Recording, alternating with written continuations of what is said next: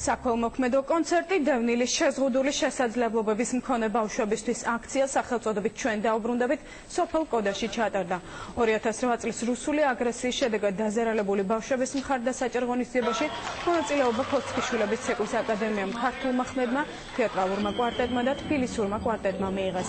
აქციას ლიახვის ხობის მაჟორიტარი დეპუტატი და ავტოულთა და განსახლების სამინისტროს მხარდაჭერით ჩატარდა.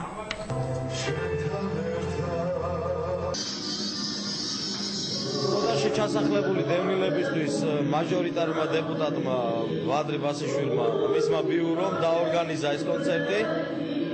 შემოსული თანხა მოხმარდება ინვალიდ ბავშვებს, დევნილ ბავშვებს.